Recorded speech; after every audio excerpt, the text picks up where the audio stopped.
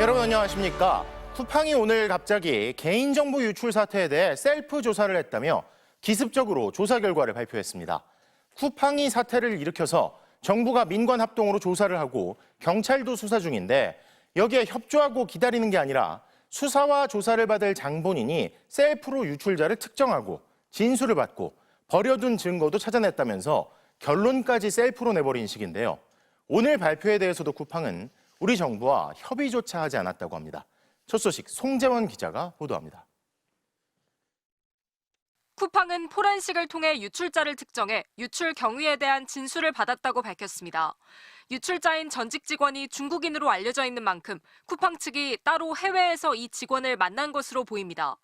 쿠팡에 따르면 해당 직원은 재직 중에 취득한 내부 보안키를 사용해 3,300만 명 고객 정보에 접근했고 이 중 3,000여 개 계정의 고객 정보를 저장했습니다. 유출 정보에는 공동현관 출입번호 2,000여 개도 있었습니다. 유출자는 언론 보도가 나오자 불안감을 느껴 증거인멸을 시도했다고 쿠팡에 진술했습니다. 해킹에 사용한 노트북을 파손한 뒤 쿠팡 로고가 있는 가방에 넣고 벽돌을 채워 인근 하천에 버렸다는 겁니다. 쿠팡은 잠수부를 동원해 노트북을 발견했고 범행에 활용된 모든 기기를 회수했다고 주장했습니다. 쿠팡은 고객 개인정보는 유출자의 기기에만 저장돼 있었고 제3자 등 외부로 전송되지는 않았다고 강조했습니다. 유출 정보를 활용한 2차 피해는 없다는 주장입니다. 쿠팡은 엄격한 포렌식 조사를 위해 전 세계 최상위 3개 보안업체에 조사를 맡겼고 유출자의 진술과 조사 결과가 일치한다고 강조했습니다. 하지만 왜 경찰이나 민관 합동조사단과의 사전 협의 없이 유출자를 따로 만났는지, 유출자에 대해 어떤 조치를 취할지 등에 대해서는 입장을 밝히지 않았습니다. 이에 대해 과학기술정보통신부는 조사 중인 사안을 일방적으로 발표한 것에 대해 쿠팡에 항의했다며 쿠팡의 주장은 민관 합동조사단에 의해 확인되지 않은 것이라고 밝혔습니다. MBC 뉴스 송재원입니다. 자, 이렇게 석연치 않은 쿠팡의 발표가 나온 가운데 대통령실은 장관급 인사들을 긴급 소집해 범정부 차원의 쿠팡 대책을 논의했습니다. 회의에선 경영진 처벌과 같은 제재 방안을 비롯해 소비자 구제책 등이 집중 논의됐습니다. 홍신영 기자입니다. 성탄절 휴일인 오늘 오후 4시 서울 모처에서 쿠팡 사태 관련 범정부 대책회의가 긴급 개최됐습니다. 과기부, 외교부, 공정위, 개인정보위, 박미통위, 금융위 등 관계부처의 장관급 인사들이 대거 참석했습니다. 김용범 정책실장이 전날 긴급 소집하면서 열리게 된 회의는 2시간가량 비공개로 진행됐는데 쿠팡을 둘러싼 각종 현안들이 테이블에 올랐습니다. 쿠팡 경영진 처벌과 제재 방안, 소비자 피해 구제책 등을 포함한 개인정보보호 대책 등이 집중 논의됐습니다. 쿠팡 경영진이 미국 기업임을 방패 삼아 정부와 국회 요구를 회피하는 데 따른 대응과 최근 불거진 쿠팡의 미국 정관계 인사로비 의혹도 논의한 것으로 전해졌습니다. 또 과기부 범부처 TF를 2차관에서 과기부총리 주재로 확대 운영하고 플랫폼 기업에 대한 근본적인 제도 개선 방안을 마련하기로 했습니다. 성탄절 긴급회의는 이재명 대통령의 강한 의지가 반영된 걸로 보입니다.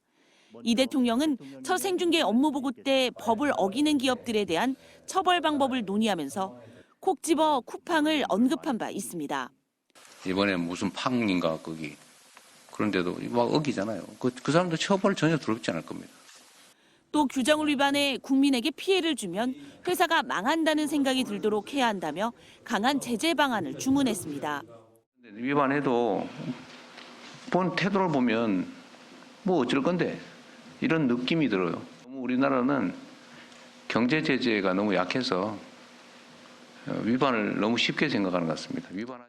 한 회의 참석자는 쿠팡에 대한 문제인식을 공유하고 부처 간 좀 더 효율적이고 유기적인 대응을 하자는 취지의 회의였다며 대통령의 의지가 강한 만큼 실효적인 제재 방안을 신속히 추진하자는 데 뜻이 모아졌다고 전했습니다. MBC 뉴스 홍신영입니다. 하지만 추운 날씨에도 시민들은 각양각색의 방법으로 성탄절을 즐겼습니다. 일일 산타가 된 시민 1,000명은 이웃들에게 선물을 배달하며 온정을 나눴고 도심 명소들은 소중한 사람들과 성탄절 분위기를 즐기려는 시민들로 온종일 붐볐습니다. 송서영 기자입니다. 커다란 크리스마스 트리 아래 예비 산타들의 긴 줄이 늘어섰습니다. 산티아고 여기 있어요. 빨간 옷에 검은 벨트, 방울 달린 모자까지 아이 어른 할 것 없이 산타복을 챙겨 입습니다. 취약계층에게 크리스마스 선물을 직접 배달할 일일 산타클로스들입니다. 재작년에 나눈 온정을 기억하며 다시 온 산타. 아이들의 미소가 너무 환한 그 미소를 잊을 수가 없어서 다시 하게 됐어요. 20대의 마지막을 기념해 친구들과 함께 온 산타. 받기만 하는 크리스마스였는데 이번에는 제가 그냥 아무 대가 없이 베풀 수 있는 크리스마스여가지고 모두 1000여 명이 자원했습니다.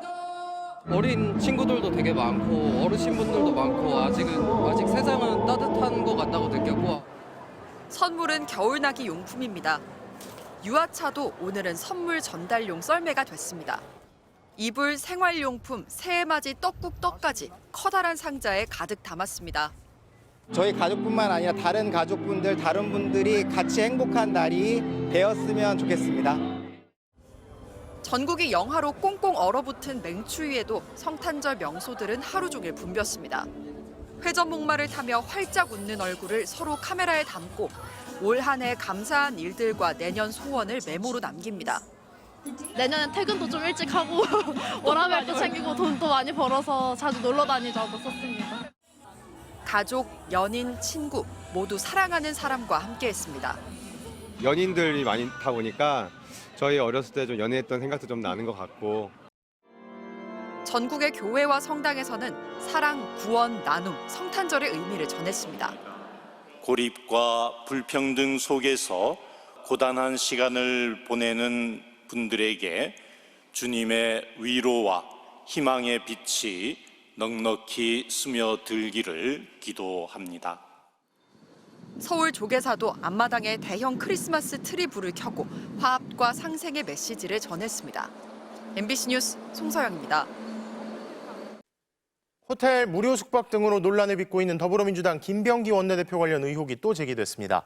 보좌진들이 김 원내대표의 지시로 지역구에 있는 종합병원에 부인과 아들 예약을 대신해주고 특혜성 진료도 이뤄졌다는 내용인데요. 먼저 김상훈 기자의 단독 보도입니다. 서울시 동작구에 위치한 보람의 병원. 지난 2023년 4월 김병기 의원실 소속 비서관과 보람의 병원 부원장 사이 메시지가 오갑니다. 비서관이 사흘 뒤 의원님 사모님께서 안과 교수님에게 진료를 받을 예정이라며 의원님께서 신경을 많이 쓰고 계셔서 잘 부탁드린다고 말합니다. 그러자 부원장은 안과 교수님에게 다시 한번 부탁드려 불편함이 없도록 하겠다고 답합니다. 실제로 사흘 뒤 김 의원의 부인 이모 씨는 의원실 보좌진을 대동해 백내장 진료를 받았습니다. 한 달 뒤에는 보좌진이 김 의원 부인의 처방전까지 첨부하면서 의원님께서 추이를 지켜보고자 하신다고 진료행정실장에게 또다시 진료를 부탁했습니다. 지난해 11월에도 비슷한 일이 있었습니다. 오전 11시 40분쯤 비서관이 병원 행정실장에게 김병기 의원 아들의 주민등록번호를 보냅니다. 그러면서 현재 인근 병원에서 MRI 검사를 대기 중인데 최대한 빨리 보람회에서 진료를 받아보셨으면 하신다고 전하자 행정실장은 당일 오후 1시 반으로 곧바로 진료 예약을 잡아주며 자신이 직접 안내하겠다고 답합니다. 그날 당일 바로 받게 하라고 하셨습니다. 반차를 쓰고 나왔기 때문에 빨리 진료 보고 가야 된다 이러면서 저한테 소리를 지르고. 작년 11월은 의정 갈등으로 의사들이 대거 파업하면서 병원 진료 받기가 어려운 시기였습니다. 정상적인 예약 절차 없이 특혜 진료를 받은 셈인데 취재진이 직접 해당 병원에 물어보니 당일 MRI 진료 등은 어렵다는 답이 돌아왔습니다. 제가 MRI가 다 예약제 검사이시기 때문에 진료 보시는 것도 일정이 조금 밀려있는 편이긴 한데 바로 진료가 되거나 이렇지는 않습니다. 가족들이 진료를 받던 시기 김 원내대표는 병원 행사를 찾아 축사를 했고 저 또한 보람의 병원의 현안에 대해 귀담아 듣겠습니다. 고맙습니다. 작년 총선에서는 11쪽짜리 선거 공보물에 한쪽 전면에 병원 2배 확충을 약속하기도 했습니다. 부패방지법상의 부패 행위에 해당할 소지가 높기 때문에 국민권익위의 신고 대상이 될 수도 있습니다. 김 원내대표는 지역구 관내 병원이기에 해당 병원과 친분이 있는 보좌진에게 예약을 부탁했을 것으로 기억한다며 아들은 다른 사람들처럼 접수 후 대기실에서 같이 대기하고 호명되는 순서를 따랐으며 영상 촬영만 보라매 병원에서 했고 치료는 다른 병원에서 받았다고 해명했습니다. 보라매 병원 측은 특혜 제공 의혹에 사실관계를 확인 중이라고 밝혔습니다. MBC 뉴스 김상훈입니다. 국방부가 윤석열 정부 당시 국군 심리전단의 대북전단 살포 조사 결과를 넘기면서 당시 합참에서 작전을 지휘한 심리전 과장의 역할과 진급에 대한 의혹을 수사해야 한다고 특별수사본부에 전달한 걸로 확인됐습니다. 당시 심리전 과장이 전례 없이 장군으로 진급했다는데 대북전단 살포에 대한 위법성 검토를 아예 하지 않은 사실도 드러났습니다. 손하늘 기자가 단독 취재했습니다. 윤석열 정부는 군을 동원해 지난해만 최소 23차례 대북전단을 보낸 걸로 조사됐습니다. 국군 심리전단 병사들은 민간단체들이 대북전단 풍선을 부양하는 날에 맞춰 군복이 아닌 흑복을 입고 작전을 수행했다고 진술했습니다. 이거 우리가 먼저 군사 도발을 하는 건데 이게 맞을까? 이런 생각을 많이 했었습니다.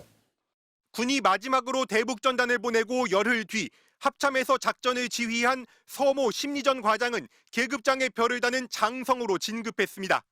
합참 심리전 과장이 장군이 된 건 이때가 처음이었습니다. 국방부가 대북전단 조사 결과를 국방특별수사본부에 넘기면서 서모 당시 심리전 과장의 역할과 진급에 대한 의혹도 수사 대상에 포함시켜야 한다고 판단한 것으로 확인됐습니다. 합참이 대북전단 살포 작전에 대한 법령 검토를 아예 하지 않은 사실도 추가로 드러났습니다. 대북 확성기 방송 재개만 법령 검토를 하고 대북 전단은 건너뛴 건데 국방부는 자체 조사 결과 심리전 과장 등 작전 관계자들이 위법 논란을 피하기 위해 기록을 남기지 않고 대북 전단 살포부터 서두른 게 아닌지 의심하는 걸로 알려졌습니다. 합참 법무실 관계자는 서모 당시 과장이 지난해 5월 찾아와 풍선에 미국 달러를 넣어도 되냐, 군에서 안 보낸 것처럼 해야 한다는 취지로 자문을 구했다고 증언했습니다. 서 전 과장은 국방부 조사에서 평소 궁금했던 대북전단 작전과 관련해 비슷한 맥락으로 묻긴 했지만 정확한 문구는 기억나지 않는다고 말한 걸로 전해졌습니다. 준장이 된 서 전 심리전 과장은 현재 합참 군수부장을 맡고 있습니다. 비상계엄 선포 1년이 지나도록 제대로 된 수사는 물론 징계도 없었습니다. 국방특별수사본부는 서 전 과장의 진급 배경과 과정 등을 포함한 사실관계를 철저히 수사해 혐의가 확인되면 엄정 조치하겠다고 밝혔습니다. MBC 뉴스 손하늘입니다.